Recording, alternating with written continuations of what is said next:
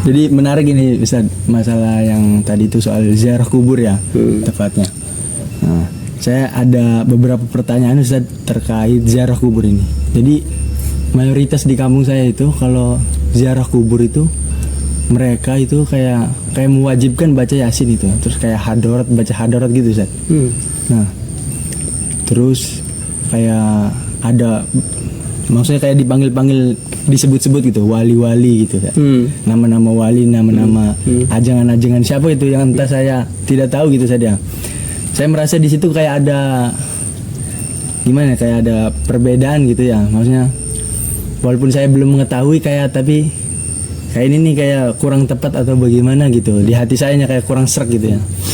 Itu emang adakah cara-cara ziarah seperti itu gitu, emang dianjurkan apa ada cara yang lain gitu untuk berziarah kubur gitu tanpa harus membaca Yasin? Di dalam Islam ini ziarah kubur itu dianjurkan oleh Rasulullah, atau kata nama lainnya itu, istilah lainnya sunnah, ketika sesuai dengan tujuan ziarah itu sendiri.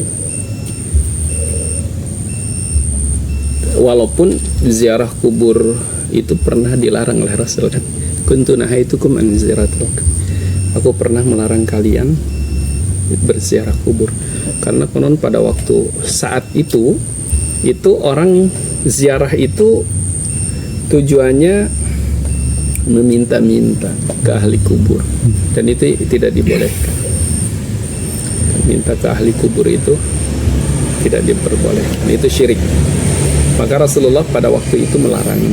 Tetapi konon itu tuh fase Mekah. Saya detailnya belum dengar dari kiai itu fase Mekah, di mana kondisinya masih kejahiliahan itu masih ada gitu. Tapi ketika fase Madinah, ketika keimanan umat Islam itu sudah tidak diragukan lagi, maka kemudian Rasulullah membolehkan ziarah kubur. Ala fazuruha, sekarang silahkan ziarah kubur. Fa innaha, ini tujuan ziarah kubur ini. Ada redaksinya fa innaha tudzakirukumul maut. Itu ada redaksi lain. Karena ziarah kubur itu bisa mengingatkan tentang kematian. Nah, ziarah kubur itu satu, tujuannya agar kita ingat mati. Maka etikanya begitu kita masuk ke pemakaman itu, ke areal kuburan itu, kita kan baca salam. Assalamualaikum ya ahlad diyar minal mu'minina wal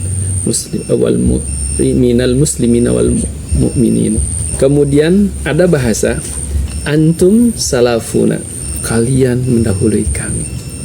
Wa nahnu bikum lahikun, kurang lebih saiki kowe sesok aku, coba bayangkan, aku sesok nyusul, coba wa nahnu bikum lahikun, dan kami besok nyusul, coba bayangkan, nyusul mati gitu. Itu kan mengingatkan kita besok tuh kita mati gitu, sama dengan mereka. Kemudian yang kedua, manfaat bagi orang yang diziarahi, didoakan tadi dengan baca salam saja. Kemudian di sana haruskah baca Yasin?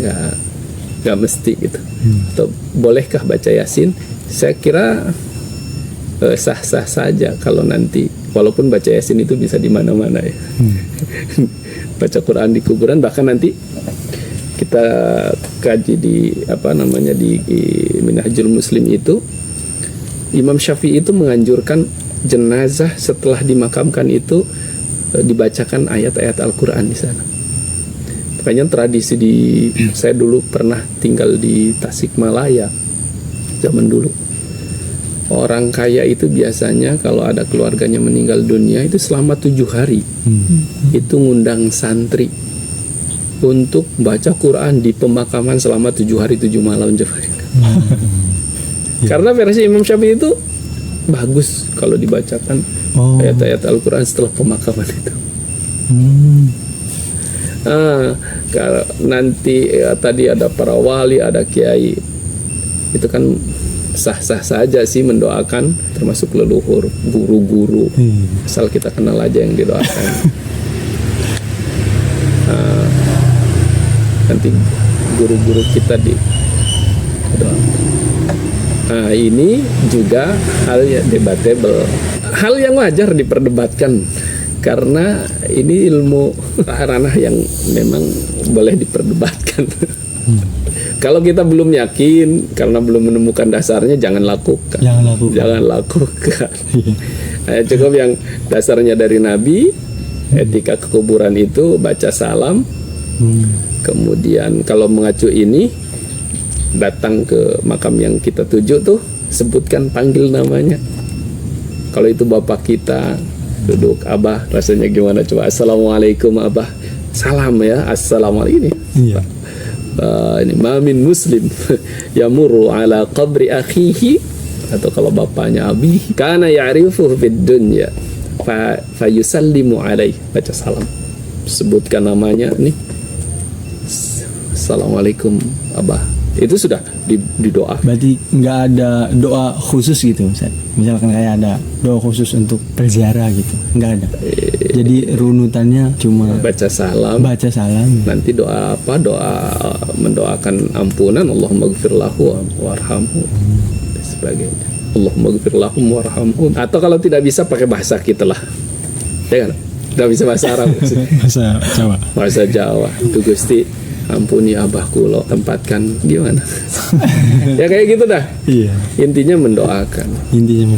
Dan doa itu tidak mesti, kalau tidak bisa bahasa Arab ya. Kalau bisa doa-doa yang dituntunkan Nabi, termasuk Allahumma gfir lahu warhamhu, itu doa-doa yang dituntunkan ya. Tapi kalau tidak bisa ya bahasa kita aja. Jangan curhat tapi di kuburan, keliru. Abah, Banyak besok ya? saya ujian. Doain abah. Hah? Doain abah lulus. Emang bisa? Ya le, tak doa. Ribut itu. Jawab. Malah kaget kita. Nggak boleh curhat di kuburan. Curhatnya di masjid, apalagi minta-minta ke kuburan. Ini yang mungkin sebagian umat Islam hari ini ada yang masih minta ke kuburan ya. Apalagi kuburan-kuburan orang-orang soleh, para wali itu cenderung ke itu sih. Padahal itu tidak boleh. Kalau mendoakannya ya disunahkan. Mendoakan siapapun yang sudah meninggal dunia, asal sesama muslim gitu ya. Tidak hanya orang tua kita, tetapi para tokoh agama, para ulama tuh didoakan.